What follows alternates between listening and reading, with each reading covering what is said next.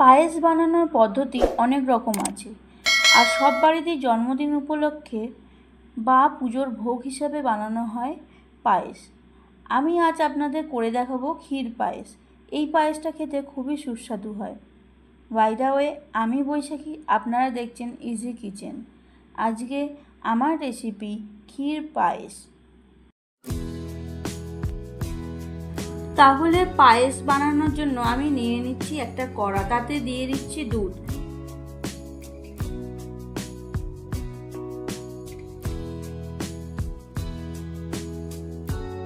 এবার গ্যাসের ফ্লেমটা অন করে আমি দুধটা ফোটাতে শুরু করব। তারপর একটা খুন্তির মাধ্যমে আমি আস্তে আস্তে দুধটা মেশাতে থাকবো। আর যখন দেখবেন দুধটা ফুটে গেছে, তখন এখান থেকে তুলে নিতে হবে 2 হাতা দুধ, আর সেটাকে নিয়ে নিচ্ছি একটা আলাদা পাত্রে, যেখানে আমি দুধটার সাথে মিশিয়ে নেব 100 গ্রাম আমুল দুধ।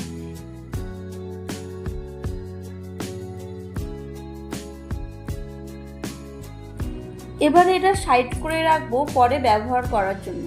আর এদিকে লো টু মিডিয়াম ফ্লেমে দুধটা আস্তে আস্তে ঘন করে নিতে হবে। এটা যতক্ষণ ঘন হচ্ছে ততক্ষণ আমি আপনাদের 1 লিটার দুধের জন্য কতটা চাল লাগবে চলুন দেখিয়ে দিচ্ছি।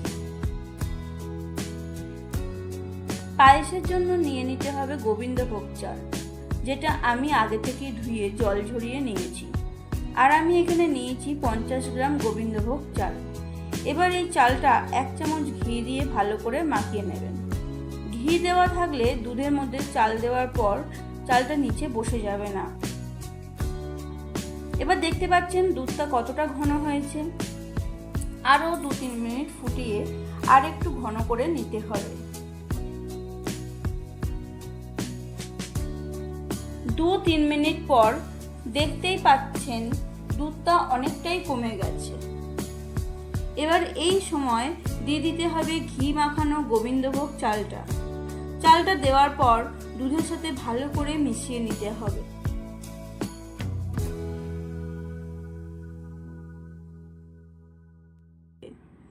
এবার একটা বাটিতে আমি আগে থেকেই কাজু কিশমিশ ধুয়ে রেখেছি।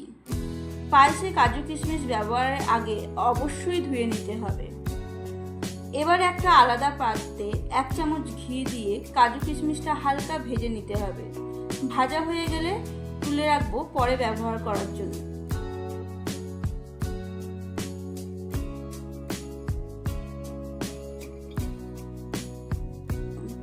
এদিকে গ্যাসের ফ্লেমটা লোতে রেখে যতক্ষণ না চালটা ভালোভাবে গলে যাচ্ছে ততক্ষণ রান্না করে নিতে হবে।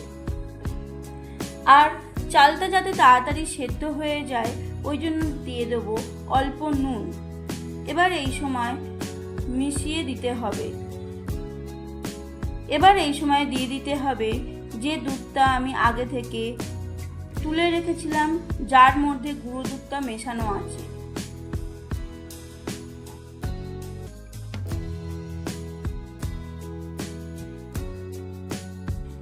এই সময় আমি এখানে দিয়ে দেবো এলাচের দানা। এখানে আমি 3টে ছোট এলাচের দানা বার করে নিয়ে একটু গুঁড়ো করে নিয়েছি। এটা দুধের মধ্যে দিলে দুধের ফ্লেভারটা ভালো আসে।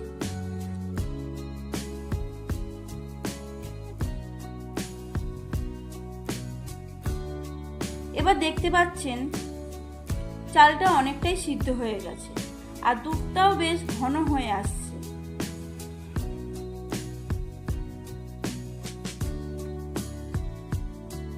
এবার 5 থেকে 10 মিনিট পর চালটা পুরোপুরি সেদ্ধ হয়ে গেছে।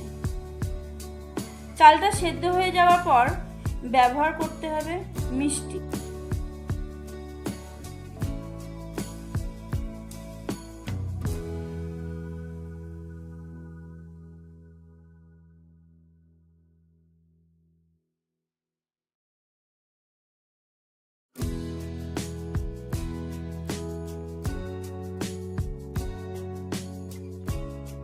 মিষ্টির জন্য অনেকেই অনেক কিছু ব্যবহার করে। আমি এখানে ব্যবহার করব মিছরি। এরকম বড় ডালার মিছরি আপনারা দোকানে পেয়ে যাবেন।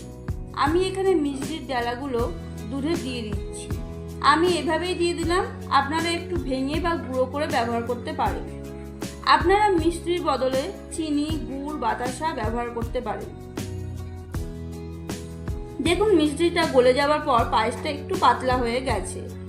এবার 5 থেকে 7 মিনিট ভালো করে ফুটিয়ে নিতে হবে। এখন এরকম একটু পাতলা থাকলেও পরে বেশ ঘন হয়ে যাবে, অনেকটা ক্ষীরের মতন হবে।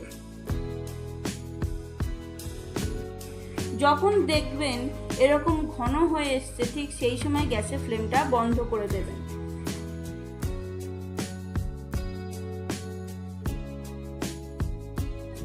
এবার ভেজে রাখা কাজু কিশমিশটা দিয়ে দিতে হবে, আর এই সময় ভালো করে মিশিয়ে নিতে হবে। আর দেখতে কতটা ঘন হয়ে গেছে দেখুন, আর ঠান্ডা হয়ে যাওয়ার পর পুরো ক্ষীরের মতন হয়ে যাবে। আর এই ক্ষীর পায়েসটা অসাধারণ স্বাদ হয়। আপনারা বাড়িতে এইভাবে একবার বানিয়ে দেখবেন। আশা করি রেসিপিটা আপনাদের ভালো লাগবে। ভালো লাগলে অবশ্যই কমেন্ট করে জানাবেন।